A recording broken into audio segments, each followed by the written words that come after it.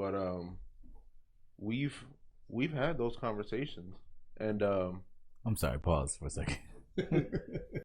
Hey, sir. Oh. Not on camera. You are. Oh, you are. you are. If you can see are yourself, on you're on camera.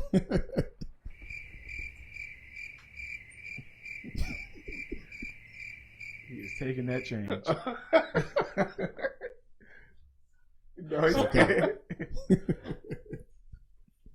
That's great. Are you gonna close the door? Nah, he's He wants to hear the Photo bomb. conversation. photo bomb. Yeah, there you go. You want me to continue? No, gotta wait till you close the door. Thank you. God bless you. No, still not going. All right.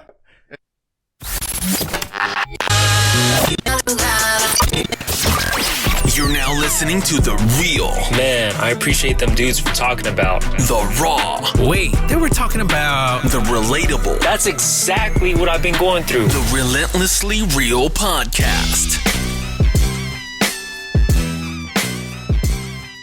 Welcome to the Relentlessly Real Podcast, where we discuss real, raw, and relatable topics. Thank you for taking time to listen to our podcast today. Let's kick this off with some introductions. My name is John. My name's Mike. And I am Terrence. Yeah, man, we're back again for another episode. I'm super excited about it. How y'all feeling? What's going on with y'all? What's up with you? What's up with you, T? I'll start with T. Man, this low carb diet thing that I'm on right now, like it's like almost some days it's like 60 carbs. Some other days like I try not to go over like 120. I try like every day not to go over 120. So wait, they dictate to you how? No, so really it's so like keto is like full keto is like 20 carbs a day to really get your body into like ketosis. Ketosis, yeah. Mostly, almost nobody can do that. So, Yeah. but anything under 120 is low carb. And if you eat less than 120 carbs, it's considered a low carb. So, what is ketosis? Ketosis. Ketosis. It's when your body is like essentially burning the fat yeah, for energy instead of the sugars. Okay. yep. That's Antonio, by the way. He's on another podcast with us again. I'm back, y'all. Yeah. Back. I mean, we didn't want no random voices just popping in and out. Like, ketosis is Jesus. Is that so you're doing a diet and you. Yeah. So it's almost like a shame. But when I weighed myself, I was like 287, 288. The doctor was like, "Hey, you're 287." I said, "I ain't 280 nothing." Like, Yeah. what? And then but I weighed myself Sunday morning before football. I was like, "Hey, I'm about to get some pizza today." Yeah, about to and go. I was 266. I was like, "Oh shoot." Let me get two I said, pizzas, actually. I'm not getting anything. Like, no, I said, this is working. This is working. So what'd you eat? It's motivation. I had some wings. Yeah, I just had some wings. Oh, from American's Best? No. Sorry, sorry to hear that. No. Anyway, let's move on since you don't get your wings from American's Best. What's up with you, Mike? Alright. Today, man, I'm just taking it one day at a time. Like, this was a good week. A good week to get like just organized and focused on all the different things I got going on. I'm back in school, going for my doctorate in theology. So, Dr. Mike. Yeah, man, it's That's getting actually real. really good, Dr. Mike. That's a really Yeah, ask that's Dr. really good. Mike. Yeah. I don't know. Yeah. He's gonna have his own podcast. You don't want to. He's gonna have his own podcast. Oh, is this your plan? He's like, let's figure this whole podcast thing Always out. one in the group. Uh-huh. All right, Justin Timberlake, we see Exactly, you. Beyonce. We see what you're trying to do right now. The gig is up. No. But yeah, just with going back to school, readjusting life with my wife. She's in school as well. So, it's just Both of y'all in school. Yeah, both of us. Same degree. Okay, Wow. Yeah. that's crazy. But So great. there will be a testimony after this. Come on. So, yeah. I'll let y'all know it then.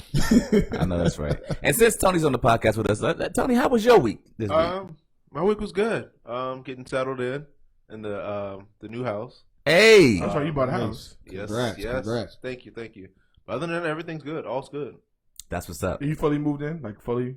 Oh yeah, we're full. Everything's good. And everything's broken down too. So. Okay, that's good. That's what's up. Yeah, man, I had a great week. This was actually my birthday week. I turned I know. 34 this week. So 43? What? Don't get smacked. 34 on Wednesday, and so I've been celebrating since Wednesday, and I plan to celebrate again tonight with some of y'all. They come out and eat food and stuff like that. So it's been really great. The house that we was trying to get under contract is under contract, and it's when we purchase and hopefully going to closing soon. So I'm like really happy about that. Looking for my next property. If you have a property, send me some information. But yeah, man, because we're doing multiple businesses right now. We're trying to get everything on. But anyway, we got my man Mike to hit the trending topics for today. So Mike, let's get into that. All right. So in the spirit of ownership, right? What is it?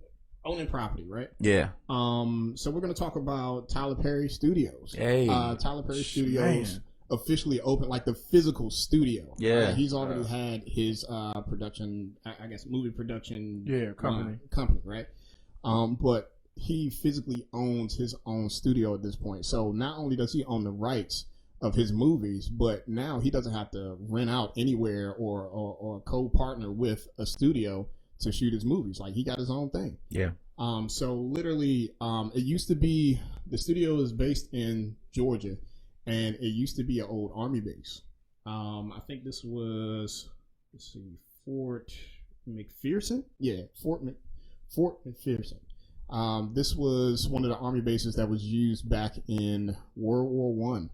So, yeah, they not only did training there, they had Army barracks, but they also had like some of the German prisoners held there as well. Oh wow! Yeah. So, but it's Tyler Perry. I'm sure he had somebody's grandmother or aunt just oil that whole thing down, prayed over it.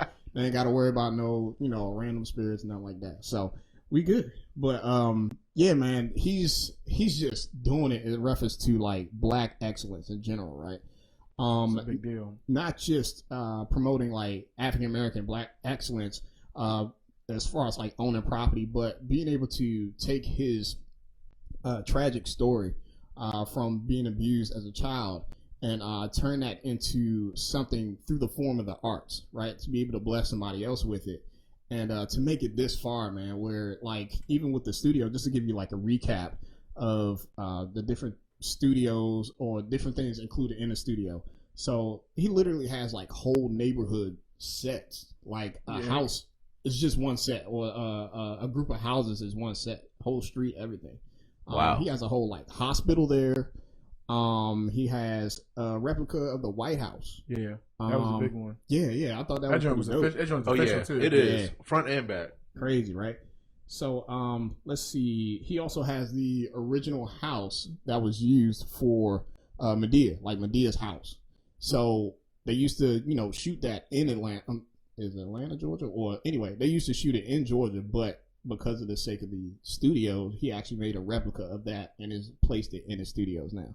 Oh wow. So he also has sound stages named after like important figures in his life. So you talk about Oprah Winfrey, Spike Lee, Cicely Tyson, Denzel Washington. That Studio 1, Denzel Washington. Studio 2, Cicely Tyson. Name like that, and a few others. But those are just a few to name. But yeah, man, he's just doing it. I'm really excited for him. I'm excited for the example that he's setting in the African American community. That the dream is endless, man. The opportunities are endless as long as you have a dream. I forget what his saying is. Like, as long as you have a dream, you can achieve it, or something like that. Y'all look it up on. I'm sure it's not what it is. Yeah, but, it's okay. But that's close. That's dope. I think the joint was built by slaves too. I think it was one of the things I was hearing, that actual thing was actually built by slaves during. That's not far fetched. I mean, you think about World War One. Yeah. So everything that was encompassed around that time, late 1800s. Yeah. So. Yeah, that's crazy, man. Yeah, but so to kind of a question to go with that, if you all could name your life, or if your life was a movie, what would the name of that movie be and why? Jesus. That's not the name, by the way. That's a great name. Right. Do you have one? Do you have yours already? Yeah. Okay. Mine would be Mike's Excellent Adventure. I'm a nerdy guy, and that's kind of like a play on Bill and Ted's Excellent Adventure from back in the day. Part 3 coming out too. What? Yeah, it's a part 3 coming. Let's not make that hard left. I'm just Oh saying. my God. Continue, Mike. What was your? Yeah, because of the type of guy that I am, I'm into like comic books, tech, so many awkward things have happened in my life where it's just like, are you kidding me? Like, it's moments like that where it would be a legit comedy, but it would be one of those things like just full of action, all these different surprises, stuff like that. So, yeah, that's why. You got one, T? No, I don't, and I love movies. Tony, you got one? Mine would be stressed but blessed. Okay. Because I feel like right now, especially you're saying in this season of life right now, or just okay, yeah. Like I feel like right now in my life right now, it's just like everything's chaotic, everything's going on all the time, and I feel like my schedule is a masterpiece, but it's also like a catastrophe at the same time. Like it's like chaos, but it's all good too, So it's kind of interesting to be in that space where it's like I think that's entrepreneurship in general, honestly. But my life was like that before I even pursued entrepreneurship, right? So like then when I started doing that and seeing how you it's kind of what you kill, you eat type thing mentality. It just changes your whole life. You know what I'm saying? So, but still blessed in having a family, having a wife, having a daughter, having air, like breathing, like bills are paid, like things are being met. So, stressed but blessed is mine. Smack to a comeback. Smack to a comeback. Yes. Don't be rhyming like mine, Tony. Nah. Okay, go ahead. You gotta explain that. Explain I that. say that because I think throughout my life I've been hit with different situations, which would be the smack, and then bouncing back and Smack. Say it again. Smack to a comeback. Smack to a comeback. I like that. Yeah. So it's like That's better than mine. Thought mine was really good. All right, T, you up, man? And I think mine would be like more like a play on the Book of Eli, so it'd be like the Book of T-Rob, so That's cute. You ever seen that? The Book of T-Rob. You ever seen that movie, The Book of Eli? Like he was like blind, he had the glasses on. He was like fighting everything, and society was like, in chaos. But I think I thought that I gotta go back and watch it. But the composition of his like the book, the end of all books wasn't like a Bible. Yeah, it was a Bible. It was a Bible, right? I'm gonna go back and watch it. So it was basically like post-apocalyptic, right, type of world, and it was this one guy. He was like a dictator or whatever, and he was trying to get a hold of the Bible because of the different values and things that are instilled in the Bible. And lo and behold, how it was used back in like slavery time. There was bits and pieces of the Bible used to keep us to give us a sense of hope and establishment, or like structure, if you will. But they only gave bits and pieces of it. That's kind of a part of my study right now that I'm doing for my dissertation topic. So it's interesting that you mentioned that. I was about to say, I was weird that you knew so much. I was like, So in that same vein, because for the sake of the movie, this guy, he wanted to use the Bible to be able to control society. And Eli, he was this guy that was trying to stay alive and get the Bible back to, I guess, the folks, whether it was Catholic or Christians or whatever, that were still alive, so he can have them copy the Bible again, because he had the last known copy of it. But lo and behold, at the end of the movie, spoiler alert. if you haven't seen this movie by now, spoiler. Yeah. At the end of the movie, he actually memorized the Bible. He didn't physically have the book, and on top of that, he was blind. So with all the things that he did, all the action scenes, all the chopping. There's a dope point to that. Yeah, it was dope. Chopping Joker's arms off, just like dude was untouchable. But he was a blind man that knew the Bible written front to back, and he was able to like write it down. I think he wrote it. He wrote it all back down, like word for word, and that's how he was able to make copies. Wasn't it in Braille? Yeah, that's my life. So that's. So basically, you're a blind Braille. You read Braille with your fingers.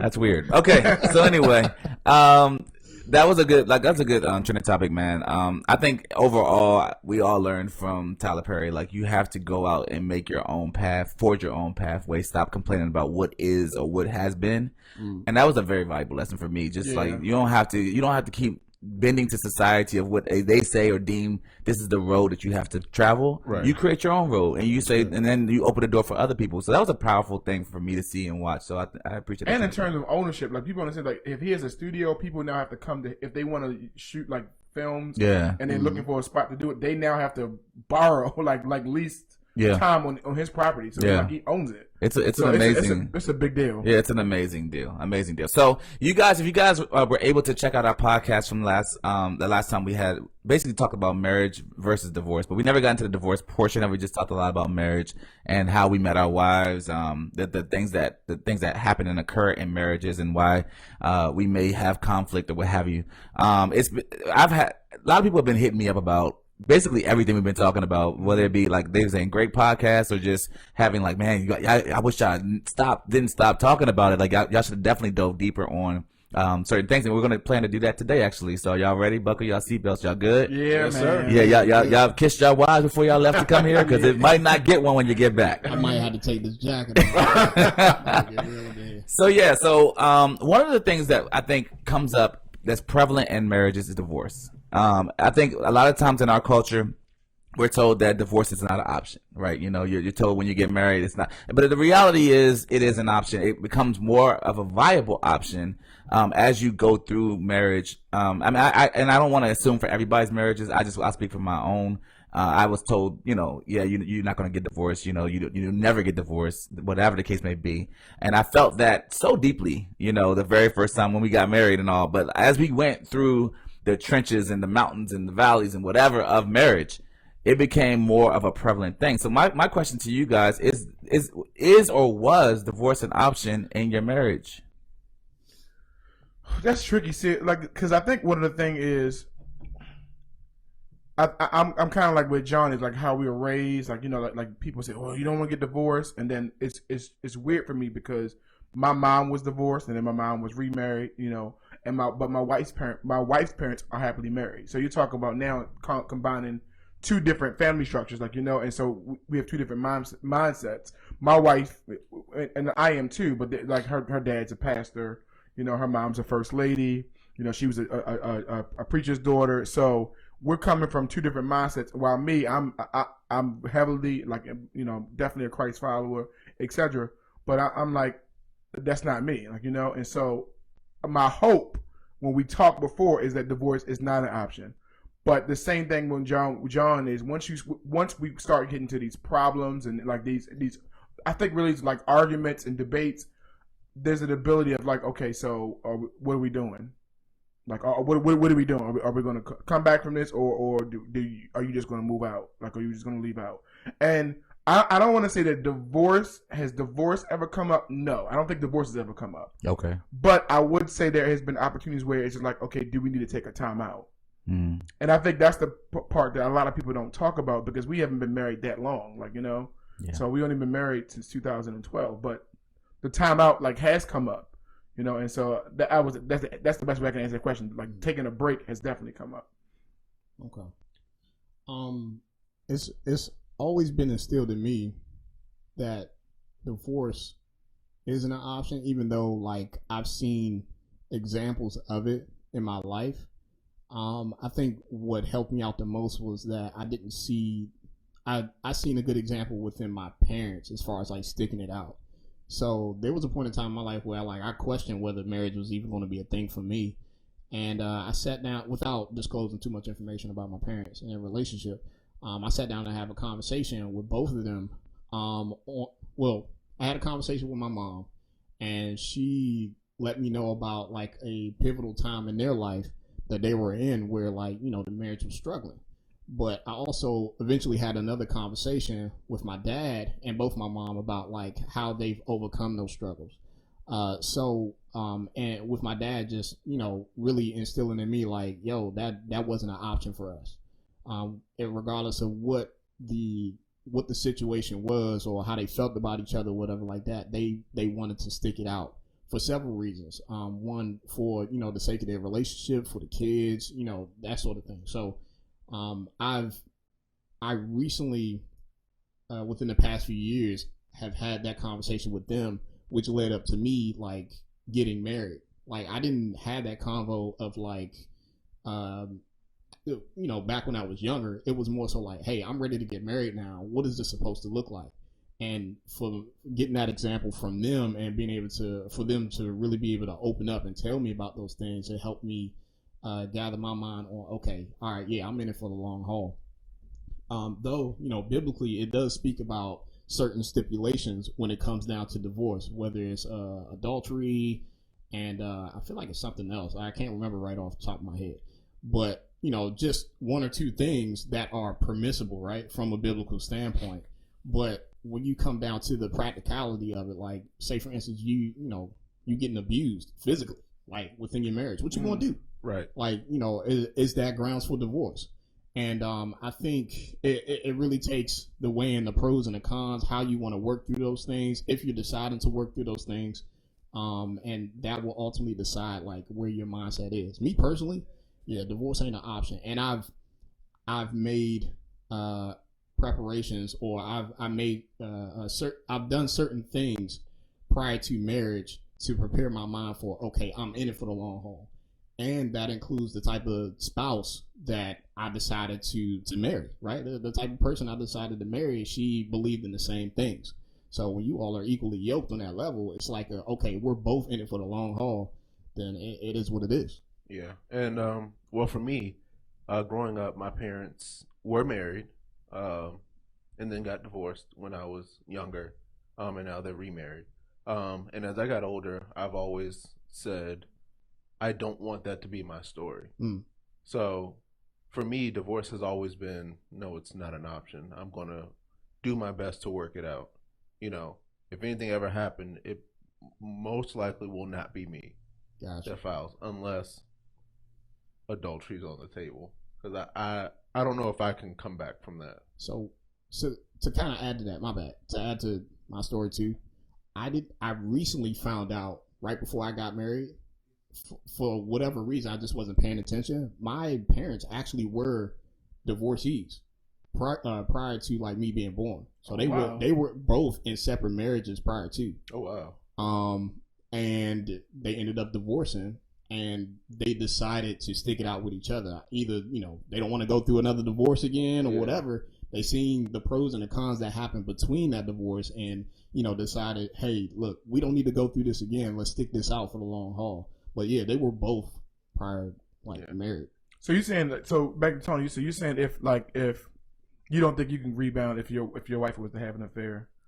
Correct. And then, so have you asked her, would she be able to rebound if you had an affair? I'm just like, we've had that conversation. Okay. I think she said it depends, but I think for me, because I know how much I love my wife, that level of betrayal and trust being gone, I don't think I can rebound from that. And and I've had good examples of marriage as well. Like, my grandparents were married for a very long time before my grandmother passed away. Also, like, other relatives being married and sticking it out. So I've had good examples. And like I said, my parents are now remarried to each other after being divorced for a while. But yeah, for me, I'm just like, I don't like talking about it, like, because I know that within myself, I want to work it out. Other than, adultery, I don't know what I would do in that moment. But speaking as of right now, I don't know if I will be able to stick it out after that, if that were to ever happen. I think there's different levels. I mean, I question in the sense of, like, in terms of what you were speaking to. So, like, if my wife cheated, or whatever the case may be, right? So, like, are we saying if she emotionally cheated? Are we saying if she slept with somebody else? Like, what are the terms in which we're saying all divorce? out and cheated, like, all out, emotionally, physically, like literally just checked out, like, just like, I'm done. That covers emotionally, physically. I'm about to say, I suspect if it was all those things, that'd be enough. I'm talking about, like, if it was just emotional, I'm saying, and not physical, you'd be able to work it out. Definitely physically. Physically, you can't get past it. I don't know. What about you, T? I think emotion was worse, to be honest. Yeah. I'll be honest. I think I think if you and this is not. I'm not saying do it. I'm just saying. I think which is rare to me in terms of women. This is my personal opinion. We've had this conversation before too. I think it's rare that a woman just sleeps with somebody just because. I'm not saying it doesn't happen. I'm just saying it's just rare. Yeah. But I think the emotional is worse because if a woman is checking out, if anybody, not even a woman, not anybody, if you're checking out emotionally, that means, in my opinion, like the heart only has room for it doesn't have that much room. So if I'm now connecting with somebody else, that means I'm not connecting with you. And so if there's no root cause analysis as to why that's occurring, that's going to be that's not an instantly just come back. Right. Like there needs to be some serious like work put in place. But like you said, if it is emotional, she's checked out. But if she's having those conversations with another man and then also adds the physical to that, to me that you completely. I agree. I think there is, like, if it does happen, suppose that it's just a physical infidelity. Makes sense? There is just, I'm just hypothetically speaking, if it's just physical, that's different than whether it's emotional, because at that point, like emotionally, like in some regards, you might still be in play. You're still in the picture. I would dare say that, at least from my lens as a man, I feel like if I F another girl, then I probably don't. It's not that I want to be with that person, right? But if I emotionally attach myself to another girl and F her, or just emotionally, it means more. But I feel like if my wife like F somebody else, I feel like that for me means more, because you've allowed yourself to go beyond the emotional, and I will allow you to come into me. Right. To me, that speaks way louder, because in my opinion of women, this is a broad strokes approach, but most women aren't going to allow you access in that way. I would say even more so, maybe even more so married women, because not necessarily just women, single women. I'm just saying, like, married women that are like with their husbands or what have you, they're not going to just allow someone else to have access to them without some kind of preliminary, I already feel you in this way emotionally, and then I give you access to me physically. Whereas men are more physical. I just F somebody, but I don't want to be with them. I like sex. It's more of that. In my opinion, this is just me speaking. I said I'm only countering because in one instance I can think of is if physically her needs are not being met, and men can be very selfish with that regards. I've had a lot of conversations with a lot of people and with men, male and female. Sometimes men can be very selfish in that regards as far as physically pleasing their woman. And so if you're not pleasing your woman, makes it, she might not be connected emotionally with somebody else, but physically she has needs and they're not being met. So, like, in some regards, I can see that. It almost sounds like you're saying it's okay. No, I'm not saying it's okay. I'm not. I got you. I'm like, let's dig deep a little bit in the sense that you're saying. It sounds like you're saying to some degree. No, if there's, I'm really big on root cause analysis. If there's an infidelity, or root cause analysis as to why it happened. It was a reason. There's a reason. Yeah. Makes sense. And I think it's very important for couples, if there's infidelity, that a lot of times what we see, especially on me, he cheated or she cheated, he's just garbage. But no one wants to do digging as to why the infidelity occurred. Yeah, no, I get that. I get that. So what I'm saying is, if it is a purely a physical like reason as to which I'm with you, where at least in my experience, I can kind of agree that usually with women, the way to them, like usually the way will be emotions and not physical. But I can't say it never happened. Like because what it presents is, to me, this is my opinion, it presents the idea that there are women out here who, like, all women are emotional. All women don't really. I don't say I know. Yeah. What I'm saying is, it presents the idea that there aren't women out here that's just in it just for like kicks and giggles. Yeah. Yeah, it makes sense. And I think there are some. We all know our wives and how they tick and the things that drive them sexually in those ways. Some women like to be emotionally stroked before the physical happens. Mm-hmm. Some people are okay with just physical happening and then they're ready. So if you know your wife needs all emotions and everything to be connected before it goes physical, and then infidelity happens, that, as John was saying, that they've gone through all of the approach where they connected physically, and then they connected emotionally, and then they connected physically. Yeah, I would say with my wife, yes. Yeah, because I know my wife. Makes sense. And that's why I said what I said about infidelity. I can rock with that. Because I know my wife. I know what it would take to get to that point. I can rock with that totally.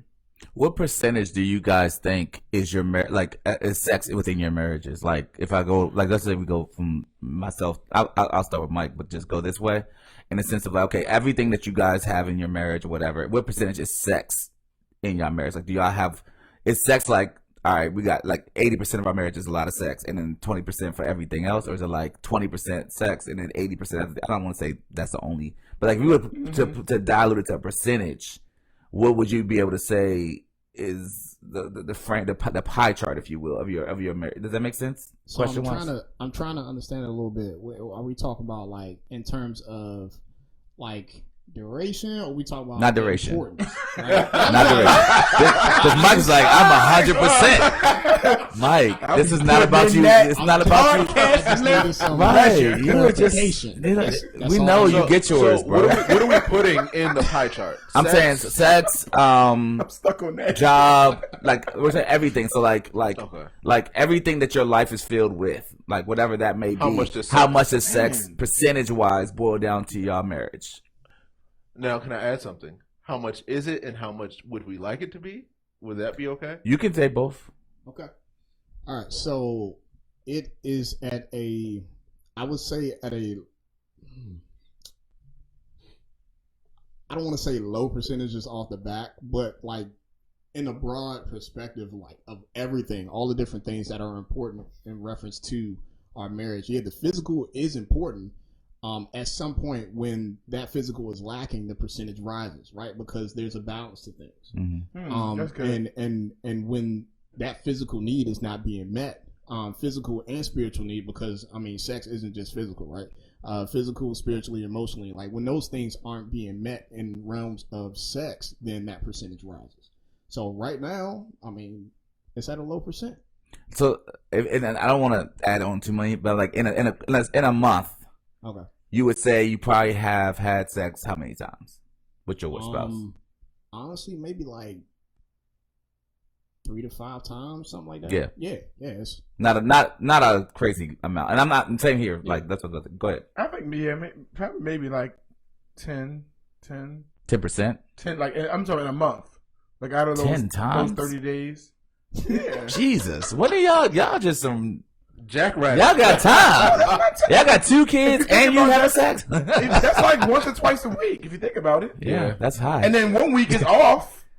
Yeah. 1 week doesn't count. Yeah. So yeah. Well, it sounds like you're going through that week too. So I'm a lower, but yeah, 1 week is just off limits. So. Okay, so answer. Wait, I'm sorry. Let's go back for a second. Answer the other part of his question, which was, do you want it to be more, or not you, T? Yeah. Wait, because T. Wait, do I want it to be? Go ahead, Mike. So, where it is currently, yeah, I already stated that. But where I would like it to be, okay, that's kind of twofold. Because where I wanted it to be going into marriage is different from where I am now. Well, say that. Say what that is. So before, like when I first got into marriage, I had this expectation that it was just going to happen like every day, every week, whatever, any point in time that it was available, like it was going to go endless. Yeah, endless. Right. They call it sinless cheeks, for the... Never heard of that. Never. Sinless cheeks. When you married, It's sinless cheeks? Sinless cheeks. Hey. Let me get that sinless. Right. But no, seriously, yeah, it was high then, but when I started to realize, I guess, one, there are other things that are more important in reference to our connection, emotionally and spiritually. Communication is, like, up there as far as like percentage, right? So in reference to us talking about, okay, this is what I expected going in, and if it's not happening, like, okay, how do we either get it there or how do we have a decent balance? I think now my expectation is, I guess, exactly where it is. Like I'm good in a sense. Who has the higher desire between the two of y'all? Oh yeah, it's definitely me. Okay. Yeah. Go ahead. I think mine is like fine because like John alluded to, I'm busy. Yeah, like, I'm so busy. Like if you like having sex or busy outside of that. I'm like we're both busy outside of that. Like okay. I'm like I'm an assistant principal, which is anything dealing with schools. Yeah. It's a very stressful. Then I got 2 kids. They're both, and I'm the primary transport. So by the time I get home, I am not. Right. I am like by the time I get home and dinner and Nah, so like I'm good. Like I would be great just if it was just only on the weekends. Perfect. Like I'm good. And it's not that I'm just saying, but that would be perfect. Yeah. Like that fits my. Who's higher desire between the two? Yeah. I think we alternate. That's good. I guess like I can't think. I don't think either one of us has more. I think we alternate. Okay. I think what is at least I know which is good for me is I know usually when hers is. Like I know when I can almost predict when. Does she do something? Does she act different towards no, you? You just know? It's cycle related. Okay. I'm gonna be honest, like it's cycle related. Like like before about to come on, but I don't even have to keep a calendar. I'm like, oh, okay, I know what's going on. Like, He's like, it's a 22nd. I know, which is to me, I think that's great. Like knowing your spouse, like it's great. Yeah. Go ahead. Yeah. I'm sorry. Let's see. It's a low percentage that it takes up. I mean, mentally it takes up a lot, of course, but from the question from John, Yeah. it's a low percentage. I would say about like 20%. Okay. 10-20%. And in a month's time, that's like what? Looks like what? Maybe once or twice. Okay. Literally. And what do you want? So going into marriage, my expectation was 3 to 4 times a week. You just was out here thinking big dreams. Yes. Oh, okay. Well, I'm glad you're married now. Because that still hasn't changed. Like You still want that 3 to 4 times a week? You're not tired? You don't got nothing else to do? Hey, because I mean, where there's a will. The moments when I'm feeling and I want it, Yeah. I want it, and that could be 3 times out the week. That could be Monday, Wednesday, and Friday. That's true though. That's a lot. You know, no, I'm saying, but I feel that. I feel that. That's how I'm thinking. Not like it may. There may be days when I just don't want it, but expectation wise, like thinking about, okay, I know that I am physically attracted to my wife, and my wants for sex with her are just through the roof. 3 or 4 times out of a week is, to me, seems pretty good. When you don't want it, and let's say she does want it, do you just be like, okay, or are you like, cool, let's go? Like, what's more? What do you more lean towards? Because some of those times I'm like literally emotionally and everything like checked out. Like, if I'm not feeling it, I am not feeling it. Yeah, like it's throughout the whole body. Yeah, like it's not like me, my heart saying I don't want it, but my body saying I want it. Little tone. Yeah, it's not like you know. I will prefer to hit little tone. It's not like my other head is awake and like wanting something. Yeah. Like, no, everything within me is like a no. Everything's shut down. Yeah. Yeah. But any other time, like seeing her walk through the door, I'm like, yo, you want it? Like, can we? Jesus. Like, or like seeing her come out the bathroom, like, yo, so what's good? So just normal things. Seeing her clean, seeing her vacuum, like, what's good? Seeing her walk in the hallway, I'm just like, that's awesome. Yo, you ready? Like, that's awesome. Right. Come here, girl. Give me that booty. Really? So I got. Is there a certain like? At least I want to ask, and like you all, like, are there certain things that your wife do that how does the conversation does the conversation come up or just happen, and which one do you prefer? What, sex? Yeah, like because for me, I'm gonna go with me first because I don't prefer a conversation like that's awkward to me. Yeah, it's awkward for me. Like it makes it awkward. Doesn't feel organic. Give me that dude. Like she says. She said that? No, she doesn't. Oh, okay. Yeah, like my wife, like she knows. Tanisha. Yeah. Well, no, she's good. She knows. I'm just saying, but that's like. I don't prefer. I like for it to like gradually. You don't like planned sex. That's what I hear you say. And which is so weird is because I think every sex before, I think all the sinless sex was planned. Hey yo, where you at? Hey yo, and at that point you ain't had no problem. But even then though, it wasn't like I want to. You wasn't out here like I'm gonna smash you. It was just like you're making arrangements that you know only happen at night. That you know what I mean. That you're not blatantly saying with the goal to. I'm with you. I'm just saying you don't explicitly be like, "Hey, are you free at 7 to have sex?" Like you're not really. But when you get married, if you don't have some level of that, it gets lost in the sauce of marriage, in my opinion. Yeah, and just like the workings of life in general, right? Yeah. All our busy schedules and everything like that. Yeah, man. If that doesn't happen, if it doesn't, like, I guess you take that as an importance, just as you take as everything else. Then it could get lost in the sauce. Like it could. Funny story. So I remember when I was growing up, and my parents never locked the door. But when the door was locked, I was like, as a kid, I didn't recognize what was like. I didn't get what was going on when the door was locked. And now, as an adult, I found myself doing this. Locking the door. You better lock them doors. Because we don't lock doors, but if the door is locked, You know what it is. TJ, if the door locked, okay then. what are you doing, man? Like, You know what the time it is. All I hear is yelling. Shut up. So, to answer the question that was posed for our marriage, it is, I will say it's a low percentage as well. I think when you have kids in the mix, it's way different than when you didn't. Cause I'm like, there are so many times, and I'll be like, yo, Justin, are you blocking? Are you trying to make sure they don't get the draws? Yeah. Cause I'm like, I'll be like, you should be asleep. Like, why are you not asleep? Yeah, kids will block. And they will, kids are the biggest blockers ever. And I feel like, because I feel like there's been, even though she does, I think Jocelyn does cock block me for sure. Aside from even that, though, I think that because when we don't make it priority sometimes, it just becomes like, oh yeah, we haven't done that in a while. Yeah. And I think to even dive a little bit deeper towards that, right?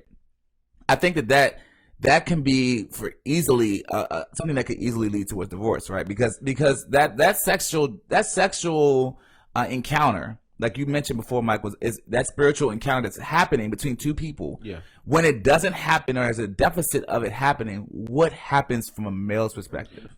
I think I've been vocal with you guys when we do brunch and stuff like that. Yeah. I think it takes conversation, one. Two, understanding your wife's body chemistry and her levels. Because we can take it as a pride thing or it's something that I'm not doing, right? When you could be doing everything right. But your wife's body is it's changing, it's going through whatever it's going through, and it's just not there. It has nothing to do with you. It's just not there. And I think couples need to start having more conversations about it. Not assuming that sex is not happening, I'm doing something wrong. You don't like me, you're not attracted to me, you don't love me, all those things. Yeah. When it could be something deeper that if you take a step back and just it's not about you almost. Right. Allow your wife to go through those changes or to figure herself out. Because me and my wife, we talked about it. Like, what is going on? Like, is it me? What is it? And I think, but I mean, I agree with you. I just want to make sure that we touch on as you navigate down that road. Yeah. What are the thoughts and feelings that happen when there's a deficit of sex in your marriage? What does that smell like, feel like, all that? Like what happened? Because you mentioned a little bit of it. Like you're saying, babe, like am I still attractive? I know that's one thing I've said to my wife. I'm like, do you still even find me attractive? Yeah. Because I know for me, when I'm not having sex with her, or when she's not even like seemingly interested in me. Yeah. And I'm like, yo, there are other women that are more interested in me seemingly than you are right now. Do you want me to go to them? And that's one of the things that definitely occurred in our marriage. And so I want to know from y'all, like, what does it feel like when there's deficits in your marriage sexually? So kind of in the same vein, excuse me, of what you were talking about with like, other women. I start to, it's almost like, okay, so imagine going without for like months at a time. All of a sudden, like it's almost like a pot about to boil over type thing, right? Yeah. And all these your emotions, your like physically, mentally, like emotionally, you're more sensitive to things, right? Yes. To the point where like you looking down the street and like things that probably wouldn't be attractive to you at some point, they become cute. And this is like, what is going on? Like if I had sex today, you would be butt ugly, but today that fruit looking good. Them honey buns looking good. But no, seriously, man. And you have to understand what those triggers look like in order to then push you in a realm of like having that conversation and bringing it up like, hey, it's been a minute because I'm starting to look at things I wasn't looking at a little while ago. So is that an okay conversation in your marriage? I think that's important. I think it's an okay conversation. If you don't have that conversation, you will absolutely. Well, so that was a question for listeners. Like I feel like I know you all enough to know that makes sense. But I only knew that from not having those conversations. What I was about to say. From experience. From the experience of not having those conversations, and then because when my wife was pregnant, I literally told her, I was like, "Do you want me to just F somebody else? I don't know what you want me to do because I'm like, I need you to be cognizant of this need." And it is a selfish thing, as a husband. It's a little bit. I mean, my wife's pregnant. You got our baby. You over here waddling everywhere. I mean, you're carrying our child. And I'm like, can I get some though? Like I know you're tired. I know, and it's like it's like John. That's the realness of because when you go to work and everyone at work is like, "Hey John, hey this, hey that," or in your whatever space you're in. And like you said, you're more acutely aware because it's happening. You're having a deficit here, and you're in these other environments, and they seemingly, even if it's not real, even if the facade looks like it, it's like they look like they're genuinely interested. And I'm like, well, do you want me to holler at them? So that's why I was saying, what are y'all thoughts on that? See, the other thing is, like that's why I asked: is the conversation does the conversation happen? I also think that it's important. I think it's important to flip the narrative.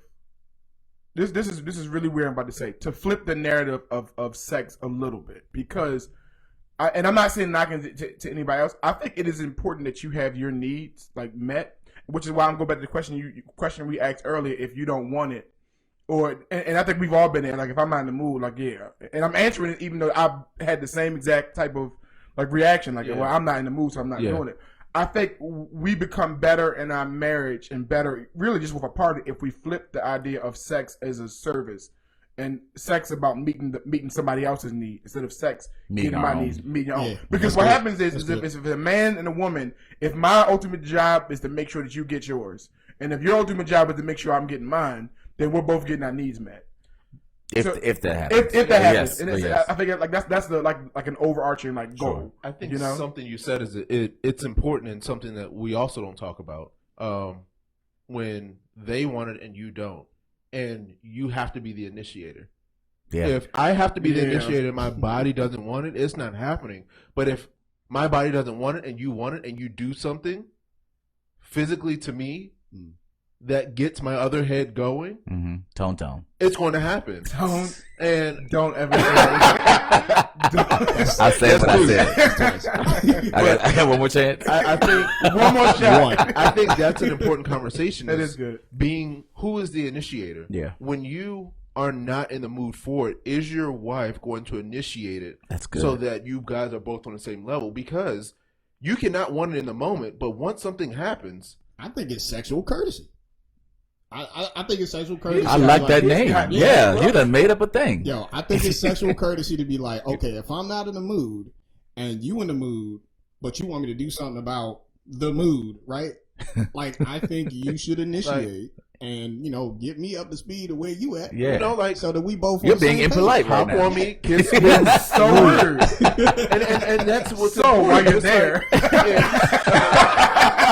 While you're down there. Shut up. It's inside joke. It's the reverse. Like, if we want it and our wives don't want it, what has to happen? We need to figure out a way to initiate it. That's true. Let her know that we want it. Yeah. Get her bodily, but I always fear this, and I think I'm assuming that we're all initiators for the most part in our marriages. I don't want to say broad strokes, but I'm just saying for the most part, we're more initiators than our wives, assumably. Yes. And with that being the case, I just be like, yo, I don't want to feel like I'm making you do something you don't already want to do. Right. Yeah. And I don't want to convince you of. I feel like because I'm like, yo, why should I have to convince you? You should already kind of want to be like down with it. After a while, like if it starts to become a continual thing, it's like it starts to make you think like, dog. Like, do you even? But want this deep? I'm gonna add in. I'm playing devil's advocate. Okay. So I think for one, I think I think it's 50-50. Like I said, it fluctuates. Sometimes I am, sometimes I'm not. Right. I would still say I would lean towards I'm more. Yeah. Right. Yeah. But one thing I realized is something that actually, John, you brought up to my attention. Like we went to brunch like a while ago. Right. And then I'm actually reading about it too, is that what happens in marriages is if some partners, it may not be said, but eventually they take upon a role. Mm-hmm. And if you are, it may be unsaid, which is the problem. Mm-hmm. Yeah. But if you are consistently doing that role and consistently making that, it becomes an expectation. Right. So now your partner, because you are the one who normally initiates it, your partner by default expects you to be the one to initiate it. Right. So now it kind of, if that conversation is not being had, then they all also, okay, well, I just figured you would start. Yeah, because you've been taking the trash out this long. Why would I start taking the trash out? There you go. Like you always had. So gotta that's talk, what man. I'm gonna leave that trash sitting right there too. you gotta talk. Yeah. And rejection is another thing, and I thought that's where you were going to go, John. Because if you want your wife to initiate and actually do something physically, when she goes to do that, are you tapping her hand or nah? Or what are you doing? I have done that. Are you stopping that? And then You've done the hand tap? I've never done a hand tap. Or what are you doing to mess up that moment? And the reverse. That's a big part of it, because if you don't allow that to happen, and I didn't know this is hindsight of 2020, right? Like, because I didn't know that then.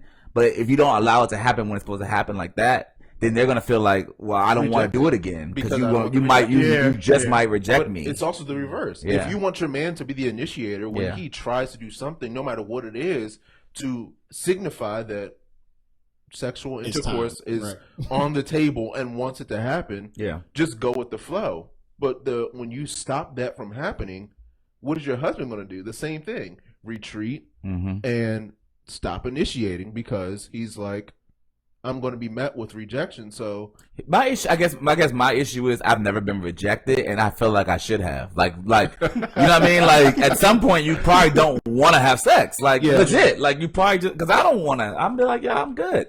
So I'm just like, can you just be honest with me either way? Like be like, it's funny because it's like no guy really wants to know that the wife don't want to have sex with her, but I don't want you to feel like you got to, sir. I mean, you know what I mean? That whole, it's not a turn on. Yeah, I don't. If you're just like, all right, here, take this. Right, I'm like, and she's never that way. But I want to be clear. Like, I don't want you to feel like you just are obligated to be mine. To just lay there. Yeah, Gina, will you marry me? Are you happy now? I always think about episode like, here, John. Okay? Yeah, I don't want that to be the case. Like after the conversation, here.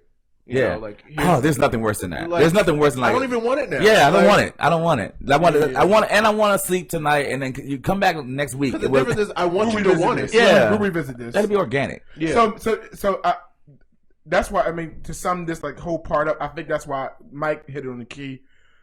Communication about everything. Yeah. And I think prior to, I in my opinion, I don't think pre-marriage counseling prepares you. No. In my opinion, to have these type of conversations, because what happens is and I'm gonna be extremely blunt, especially in church. I'm gonna be like personal, like real. Okay. Which is why I'm hoping Dr. Mike come on, Dr. Mike, help us. Put a spin because these are healthy conversations Absolutely. that you should be having.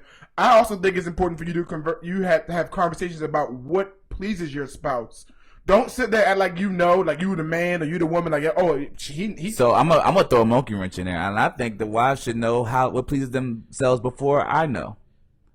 And if they do say more about that. Say more about that. Yeah, go ahead. I was just gonna say, like, you don't expect me to know what you want. You should know what you like. Hey, John, I like it like this. I like you to do it this way. You like do that way. Like, and So I'm a fan of recently of I think women should explore that before they get married and or once they get married, to know what they like, so it's not such a like, I gotta achieve this for you. We're doing this kind of together because you know what you like. And also communication. That's my own personal work thought. together. Yeah. Work together, because if your husband is trying something, we're gonna work together. If they're trying something and you don't like it, say be vocal. Be vocal, but don't be rude. Don't ruin the moment. Oh yeah. Like. Or if he's doing the right thing, tell him he's doing the right thing. Just give me a green light or a yellow light or a red light. Like let me, like something. Simon Says or something. If you are rude, like pineapple. Oh, I went too far that time. and that is perfect. Like, find a way to communicate properly Yeah. when something is going the wrong way, instead of being rude and nasty about it. Like, what are you doing? Like, why? You know, like, that will ruin the entire moment. That doesn't feel good. And when a man goes soft, it's not going immediately right back up after that moment. Yeah. Terrence, was that your example of like communication? I think so. Like during, and then even after, especially so usually they will come up with if there's an issue, and if there's an issue arises, talk about it. Like, don't just because what happens is, like, typical. Like, I'm rocking with John. If there is no communication about this part, about what turns you on, what turns you off, and this, that does lead to eyes looking elsewhere. And I'm going to add even for women too. Like, yo, my needs are not being met. Right. Guy, my needs are not being met. You know, and then that leads to. I'm not saying it does lead to infidelity, but it opens like a pathway. Door of that, the pathway, and then people don't want to have that conversation. Some people have said. I mean, I'm sorry, I didn't mean to cut you off. Go ahead. So, I wanted to go back to the comment that you made, John, in reference to the masturbation thing. Yeah, like exploring that beforehand. You have to be mindful of like the doors and stuff that you open prior to marriage if you decide to go that route and have those type of conversations, because where's the line, right? Like, where's the line of, you know, diving into masturbation and pleasing your flesh and that whole thing, where it becomes, you know, sin versus, you know, being able to have a conversation, or how much conversation can be had. We're gonna do a prior podcast to on marriage. that. We're gonna do a podcast. I think it. I mean, I'm not assuming all of our listeners are Christians. I'm speaking to because I was not always that way involved in the topic. I was always like, oh, never. But I see the importance now in marriage of my wife knowing what pleases her, and that being helpful for our marriage to stay healthy. Yeah, you know what I'm saying? That's all I'm really speaking to. Like, how we do that, it's kind of up to you whether you want to use tools or not. That's your own personal. If you want to, like Tony was saying, be more vocal during sex in a polite way, that's also up to you. But at least have that kind of teamwork aspect of it. That's like, oh, I didn't lay it down. You know, it's like it's all on you whether you lay it down or don't lay it down, because you never tell me what you want or like or don't like. Because I'm thinking about all the other girls I had sex with before you. Yes, I'm trying to please. I'm pleasing the last. You know what I mean? This work for whoever. It should work on you. And you're different. And I got to learn you. You have that single man mindset. Exactly. Like, you forget that this is a marathon. That just because it didn't work today doesn't mean we can't do better the next time or the next month. Yeah. You think that, okay, this time was horrible. Yeah. Everything is just wrong. Yeah. Like, no, you have to remain coachable just like you do in communication and learning how each other sleeps and things like that. We adjust, we grow, we develop. But when it comes to sex, we don't want that. We don't want to be coachable. We think we know it all, everything. Yeah. And with that, I know it seemed like we talked about sex a whole lot, but we did this whole podcast, most of the podcast. But I think it is an important part of marriage, because I would say that if it's not happening in marriage, there's a problem. I agree. That's my opinion. Which ultimately outside could lead to divorce too. Yeah, outside of some kind illness of or illness. Yeah. And so, with that being said, I think people don't put value into practice. Yeah. Like, if you want to be great at anything, you practice. Amen. And so, as a couple, you all need to practice. This works well. This works well. This works. You know, and then that's not it. That's the game plan is not good. Coach, take them out. Like you know, like. Well, who are you taking out? I was about to say, I'm giving an analogy. Oh, what's going on in your bedroom? What's in your People bedroom? in the game. Keep everybody in the game. If you ain't trying to have no babies, you out. If you ain't trying to have no babies, now coach, take them out. Don't keep them in the game. All right, before we end this podcast, y'all, there was one person that had a question, and I think it's worthwhile at least kind of touching on this. And I'll preference this with saying there were some listeners that were like, kind of like, oh, how are you guys going to talk about divorce if you haven't been divorced? Yeah. And that's a valid question. But I think the lens that we're going to provide is these are things that we see lead towards or have led us towards divorce, or have led us to the conversation or the thoughts of divorce. Mm-hmm. And so that's why we're providing that lens, because it was at the time in which the divorce topic came up, at least for my marriage, it was a very real thought. Okay, it was a very real discussion. It wasn't just a thought. It wasn't just like in my own secret place. It was like, okay, we actually had a couple. What we want to do here, right? Mm-hmm. So, with that being said, we don't have all the information on the other side of being a divorcee, but we're going to have somebody that has been divorced on the podcast. That's the plan as well. But the question that the person asked was, or just the statement even, is more like, can you guys go deeper on the discussion of when you consider divorce and how you overcame it? So, once divorce became an option or became something that was something you considered doing. And now I'm not assuming that you guys have been there. I'll go first because I know I have. And you guys can chime in if you feel like you want to. But I will say for my marriage and for our marriage, it was when the idea or thoughts of divorce came up, we had to change the game plan totally. And when I say that, at that time our daughter was, kind of young, very young. And, we were just at a space where we were like, okay, what can we do? Once you're tired and you get home from work and you had a long day and I'm tired and I don't have enough to give you in any kind of mental capacity at all. We're both sitting there like all we have enough energy to do is eat and go to sleep. Well, our daughter's asleep right now. Instead of just eating and being on our phones or watching TV or allowing something else to take our time and bandwidth, maybe we should just, all right, she's asleep over there. Let's go over here and just talk. Let's just connect.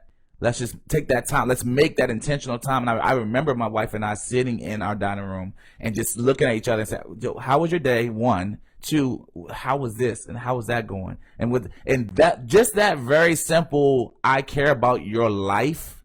I care about what's going on with you. It began to be the building blocks of us saying, okay, well, maybe this isn't as bad as we thought. Maybe we can power through this. Yeah. And it was through those conversations that kind of like led to us saying, no, we can do this. And then next thing you know, we start having more and more victories, more and more great moments. And next thing you know, we're like, okay, we're looking back at divorce versus looking at divorce, right? Yeah, it sounds like y'all changed the game plan on intimacy, like the level of intimacy that y'all were having, and being, I guess, what's the word I'm looking for? Conscious or what's the word I'm looking for, man? Sensitive too? Not sensitive too, but just more so intentional. Yeah. Jesus Christ. That's what you're looking for. I was looking for intentional. Okay. Being intentional about, okay, like the mindset of we in it for the long haul. Like, what's going to happen? Because we at a crossroads right now. Yeah. Like, what are we going to do? So y'all literally wipe the game. And let me say this, because you said we're in it for the long haul. At that point, we weren't. At that point, it was like, it's today. But today, we're still together. So right? Forget the mindset of long haul. Right. Again, that crossroads came up. Like, what are we going to do? Is either we going to continue on, or we going to cut it short right here and plan on, exit strategy, right? Absolutely. So now you guys again cleared the game board and just started from scratch. Yeah. And increased the level of intimacy, like starting from the beginning. Definitely. Hey, how was your day? The stuff that y'all did via text messaging over the phone, right? From back. And that's a big thing too. I mean, we never got a chance to talk about it, but just how much you just communicate without even being in person, just texting each other and just kind of like, hey, or checking in. I remember when early in our marriage, I would call, hey, how's your day going so far? And I'm at work, you're at work, but just, hey, what's going on? Yeah. And as that wanes over time, how that can begin that's a whole separate strain on your marriage, right? I mean, we talked about how when you're married, you're having those like conversations and those whatever that kind of lead to sex. Right, like you may have a conversation earlier in the day, you may text each other earlier in the day, whatever can be. Those little things that's happening, right? And the next thing you know, because you've not put that work in, but you've had those kind of preliminary conversations. Sex is more of an option than if you just had not done any of that. She comes home from work, and you're like, hey, so what's good? You want to try to have sex? You have never even entered her mind to know what she was thinking. So the only reason I thought that was important, Mike, was because I feel like there are people that don't have a posture or position to say that they want to do it for the long haul. They just know they have enough energy for today. And I think sometimes you gotta just be like, okay, I don't have a long haul perspective, but I can probably do another 24 hours. And in this next 24 hours, I could probably just talk to him or her. And then over time, like, okay, I can do the next month. Exactly. All right, let's revisit in the year. And next thing you know, you're like, why were we even thinking about exactly? And that's how I'm telling you right now, bro. That's exactly where we are today. We're like, how could we have ever thought about ending this? We have a really good compatibility, right? But I didn't know that then. Do you think Jocelyn helped that?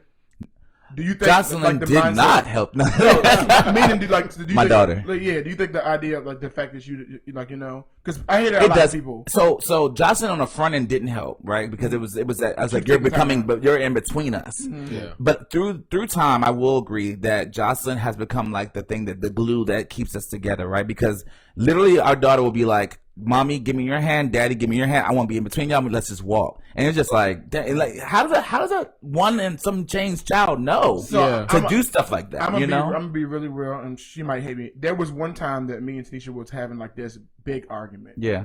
And TJ came down the steps. Stop arguing. Mm-hmm. Like, you all need to talk. And like, it's like, I'm like, how old was he? He was like 4. Wow. He was like 4. Yeah. And I'm gonna be honest, it was a game changer because I think, number one, and since then, Tanisha and I have never had an argument to that level. Yeah. Especially in front of them. Yeah. Maybe like, especially in front of him, which is really good. Yeah. And I would think even if I don't think we've even had an argument that deep. Like, makes sense. Like, we've both like have if we're that mad, we've like let's pause. Yeah. It makes sense, which I think is really, really good. It's like rest, you know. And so, with that being said, I think I'm 100% with John. That's the same thing happened with me. Yeah. Like, we weren't not with divorce, but it was like taking a break. Was on the table, and it was just like, you know what? We gotta go back to square one. Right. We gotta go. And if you pay attention last week, like, we had kids almost immediately to marriage. Right. So I don't know her outside of being a mom as far as a wife. Like, that's it. So I think what was really important is that, like, it was a reconnect. In everything, like text messaging. Hey, did you make it to work? Hey, how's your day? Like, because like you said, so important, at the beginning, man. It was heavy. Yeah. But then as you get through, right, like, okay, well, she didn't say nothing was wrong. Yeah. So, like, she said it was wrong, so cool. You know why that's important, though? It just shows you're thinking about me. Yeah. And that's so valuable in marriage. John, with that, I found, y'all, I'm gonna tell you, like, my brothers checked me.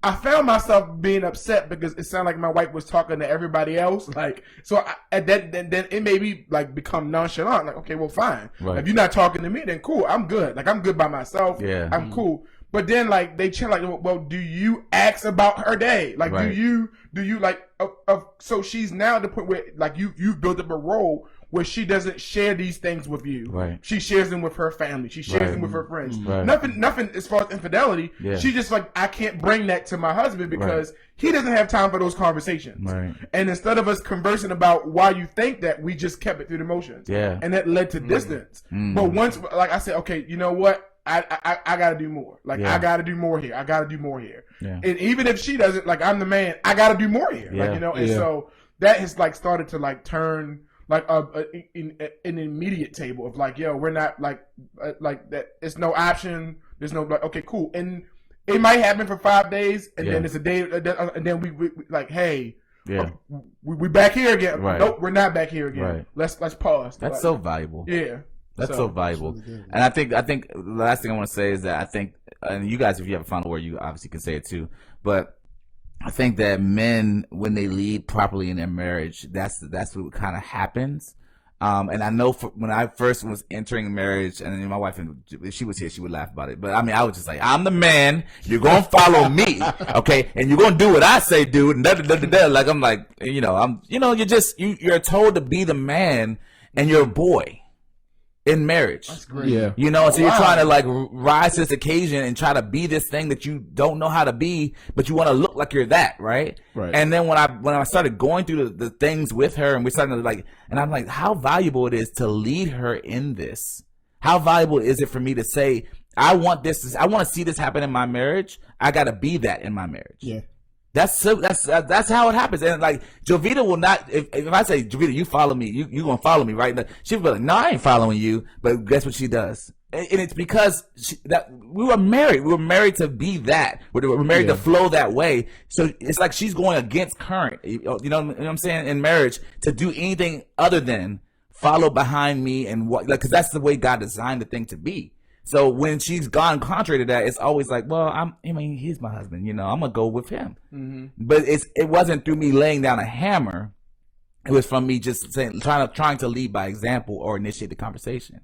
So I think it's better done that way. One last thing I want to say too, Pastor Battle had a very interesting comment. I think we can talk about it another time, but he was saying how in marriage, you have a natural pull away from each other. Yeah, it naturally happens. Yeah, and I thought that was so vital. Like, if you let it go without any attention to detail, it will naturally separate. Yeah, and I said that is super. If I'd known that out the gate, it would have changed, I think, my perspective of how much I put towards our marriage, and I think that's just something that was worth saying. So if you got to put them, the work in, you're gonna see the positive results. You guys have any final words on marriage, or y'all? I think that last comment was interesting. I like for us to go a little further into that, either next time or whatever. Like how we're naturally drawn away from each other, and how important it is for us to constantly keep that mindset of, okay, how do we keep the cohesive? Yeah. Right? How do we stay together? Right. Because getting married is just, that's one day, maybe a couple hours or something like that. Right. Getting married, it's staying married. Shoot. That's going to be the thing. So there are a lot of books out there on marriage. And I remember seeing a book that helped women understand how men think and process things, and vice versa. You talk about Think Like a Man? Yeah. I think so. Yeah. But no, not like that mainstream book. It was a Christian-based book that was kind of like, it was kind of like that. Yeah. Oh, you meant Steve Harvey Jump. But there's another one that I know what you're talking about. And it's the same thing for men and women to understand. Not saying all women are like this, but typically how they think, how they process, how they go through their lives. Yeah. And I think we need to take a step back and put on a lens of understanding, trying to understand, trying to decipher, trying to analyze how your husband thinks or how your wife thinks, because what your wife thinks may see, she may not understand why we're just okay, it can sit, or why we prioritize our list the way we prioritize our list, or why when we see a nice car we're so drawn to it, or a lot of those things. And it helps. It's deeper rooted. It is. It's deeper rooted, and a lot of times we're not focusing on the childhood, how they're raised, the things that impacts their decisions in their lives, and the things that have happened as they grew older that made them who they are. Yeah. So I think my last words is take a step back, try to understand. Don't think that you know your husband. Try to understand your husband and the things that make him tick, and read books together. Yeah, that's good. Do have that devoted time to read the books together and actually discuss them, right? Yeah. Have those conversations. So you could get a gauge of how you all interpreted whatever the text was that you were reading. That example also reminds me of, so I have an old program manager. She's no longer with us at my job, but she instilled in us the mindset of the hierarchy, right? So, we got the workers and they work for a manager. The manager works for a project manager, whatever, or program manager, right? Just that hierarchy. And she stated that, the workers should know what the manager needs, and not always the manager communicating that, right? Directly. This is it was almost like a reading their minds type thing. And I didn't understand it at first, but it is based off of being able to view their actions and how they make decisions and everything like that. If we gain a mindset of understanding what our manager wants before they even ask for it, then that will help please them, ultimately help them achieve whatever goals that the program manager sets for the managers to live out, right? To accomplish. Taking that same thing into effect in marriage, that it's going to take time. You can have conversations. It's a combination of having the conversation and then also being able to view your spouse's actions and being able to see how they react to certain things in their environment, and keeping those things in mind, learning those things. Then you can possibly predict, okay, this is how this is going to happen. This is how she thinks about this. This is how he feels about this, based off of, hey, X, Y, and Z has happened. Ultimately, okay, it could be this. That's good, man. Yeah. And I am not you and you are not me. Ooh. You can't just say that. But you have to. But you can't just say that. I'm going to leave that right there. I am not you and you are I'm not a man. You're not a woman. Yeah. Cool. I'm sorry. We just said a lot of good stuff. I'm just trying to process it. I'm like, God, we got to take notes in these things. It was a great episode today. We talked about a lot of things concerning marriage. Now we're going to have T do our Relentlessly real wrap up. Awesome. So I thought I'd start this round with a little bit more jokes. Okay. So what should you do after a man steals your wife? Let him keep her. Wow. What happens if you miss your ex-wife? Next time, take a better shot. Too much. That was Okay. corny. Why is marriage often called the big 3 ring circus? There's an engagement ring, a wedding ring, and then a suffer ring. Amen. All right. Oh no. No. Okay. All right. Why are hurricanes usually named after a woman? Because at the beginning they're wet and wild, but when they leave, they take your house and your car. Wow. I got one more. Last one. Okay. A guy walks into a bar with a gun and says, "Which one of you slept with my wife?" A guy in the back stands up and says, "You don't have enough bullets." Wow. All right. Okay. I like that one. Okay. Maybe that was too much. All jokes aside, divorce is a touchy subject. I know people say that 50% of all marriages end in divorce, but statistically, that's actually inaccurate. The divorce rate has actually dropped 18% between 2008 and 2016. You can thank millennials for that, because millennials actually right now have the lowest divorce rate. As it stands, 3.2 of every 1,000 marriages end in divorce. So, yet, why does it seem like we all know someone who is, has, or is about to be divorced? And if they're not divorced, you may have noticed that people also, unfortunately because of millennials, are just not even getting married at all. So this leads us back to the underlying question. What the heck is wrong with the woman? No, I'm just kidding. All right. That's a joke. The question really is, what's wrong with marriage? Why are people calling it quits? Well, according to a 14-year study done by Insider, there are 5 top reasons why marriages end in divorce. Number 5, financial problems. Participants said that the money problems contributed to the increased stress and tension within a relationship. So, fellas, yes, it is hard for your woman to want to be intimate with you if the bills aren't being paid. Ladies, it is immensely difficult for a man to desire intimacy if the finances are a point of stress. With that being said, living within your means and having your affairs in order could lead to a better marriage, which is why they say it's usually have that more in line before you even get married. Number four reason, getting married too young. In a study, those cited their age was a problem in marriage, and the average age who said that was 23.3 years old at the time. In 2011, the median age for marriage for a man was 28.7, and the median age for a woman was 26.5. Now, 50 years ago, it used to be in their early 20s. So I'll say all that to say is, ladies, calm down. Calm down. There is time. Don't be in a rush. I can't speak for you all, but I can speak for men, because I am one, that I think that men are better in marriage when they're at an age when they want to be married. And usually that happens later in life. Number 3, I'm not going to lie, fellas, this one caught me a little off guard. But it does make it sense, because in my opinion, people in 2020 are as soft as baby poop. The number 3 reason why marriages end in divorce is because of too much arguing. Just too much arguing. Survey participants revealed that generally speaking, their conflicts were not resolved calmly or effectively, and they only got worse over time. They reported that communication problems increased frequency and intensity throughout their marriages, which at times seemed to coincide with their lost feelings of positive connections and mutual support. One participant boiled it down to just saying, I got frustrated of arguing too much. So with that being said, my man Mike talked about it earlier, communication is vital to a marriage. It's probably, in my opinion, the lifeline. How you communicate is equally as important as what you are communicating.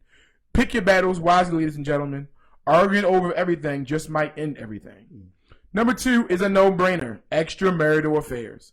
According to the study, infidelity was often cited as a critical turning point in the deteriorating relationship. In fact, it was the most common final straw. So in other words, while all these other things were happening, the infidelity was the last straw. So some common reasons for cheating, as reported by Insider, were feeling neglected, insecurity issues, and fear of abandonment. I want to add here, it's a common misconception that when a woman cheats, it's only because she's missing something. But when a man cheats, it's because of sex. That's just not accurate. Extramarital affairs are wrong. I'm going to say that again. An affair is wrong, period. However, if you do not do a root cause analysis as to why your partner cheated, then you risk the likelihood that the next partner will do the same exact thing. Mm-hmm. That's not blaming you. It's just smart. Look, some couples can get past infidelity. Some couples can't. I think that if there's an affair, regardless if you stay or leave, a deep root cause analysis is important. Why did the affair happen? Finally, the number 1 reason marriages end in divorce is that people just have a lack of commitment. Even though some would say marriage is the ultimate commitment, 75% of people surveyed said a lack of commitment played a part in the demise of their marriage. I realized it was a lack of commitment on my part because I didn't really feel romantic towards him. I always felt still like he was just a friend to me, explained one participant. This brings me to a central point. If you married someone because you loved them, I hope you didn't marry them because of how you felt. Marriage nor love is not about a feeling, and I said that last week. There will be days when you don't feel like being romantic, listening, being patient, coming home, watching the kids, talking. You actually literally want nothing to do with them. It doesn't matter. Do it anyway, because that's what you agreed to. After all, is it the marriage you're committed to, or is it the person? Because there is a difference. I thought about this long and hard after I watched a sermon. I don't want anyone who's committed to the marriage. I don't want a woman who is focused on saving the marriage. That's cute, but there's a deeper level. Because you can always go out and get another the marriage. Deep down inside, we shouldn't want someone who stays because of an obligation or feels contractually obligated because of what they said. That's about the lowest level you can be. When it's all said and done, I'd rather have someone who's obligated and committed and simply can't be without me. That is great. Ooh, T. Every week you get better and better, brother. That is great. You better wrap this thing up, put a bow on it. Or not, I don't know. But anyway, no, thank you guys so much for listening to this podcast. Man. I know we said we're going to keep it an hour. Sometimes we're going to just vary. We're going to try to keep it within an hour, but these conversations are so vital. We believe we're helping marriages stay connected, helping them survive even. Excuse me, especially from a male's perspective. And men, we want to reach out to you guys. We want to connect with you guys. If you guys feel like you're in a troubled marriage or whatever case may be, we're not counselors. We're not able to, necessarily do it from that angle, but we are a support group, if you will. Like, we are here to help you, champion you towards staying married and staying connected and loving your spouse. If you guys want to, please go ahead and follow our Facebook and our Instagram page. We need you to follow it ASAP. Well, you have one thing, Mike? Yeah, so one thing to add in reference to social media and interaction. Yeah. So I like to challenge our listeners, our followers, with doing something. So if you have a comment or anything like that you want to, like a question you want us to be able to answer in relation to this particular topic or any topic from here on out, create a video, right, on Instagram. An Instagram story. Thank you. Yeah, create an Instagram story and add us in it. Once you add us, we'll be able to see the Instagram story and we'll respond to it. And most likely we'll try to incorporate that in our next episode. Yeah. So this is just a good way to get all of our followers and listeners engaged. Yeah. And what's going on. So we want to hear what you guys think. And subscribe to the YouTube channel. Once again, we are still running a contest. We are giving away a free Amazon Fire Stick. So all you got to do is subscribe to the YouTube page, which is the Relentlessly Real Podcast. Just subscribe to the page, post a comment, and you will automatically enter into that contest. And once we get 100 subscribers, because we got people listening to the podcast on different. This is only pushing the YouTube page, and we're trying to get our views up on the YouTube page. So subscribe, and we're giving away a contest. And after that contest, we're gonna do another contest. So right. And also with the story that you were speaking of, if you want us to keep it anonymous, we can definitely do that for you guys. If you want, the question might be something they don't want to necessarily put out there, their spouse or whatever is doing X, Y, and Z. So you can just let us know. We'll keep it definitely anonymous. Ooh, that's a funny word. Additionally, if you guys want to submit topics, submit it to relentlesslyrealpodcast@gmail.com. Again, that's relentlesslyreal, RELENTLESSLY. Why did I start spelling this? REALPODCAST@gmail.com. Just want to be sure. Just want to be sure. That was so much. Anyway, guys, thank you guys so much for listening. I'm John. I'm Mike. And I am Terrence. And Tony. Tony. And Antonio. Hey! I'm going to get him back. Thank you. Get him back. Yeah, he's going to be back next time. Thank you guys so much for watching. Peace.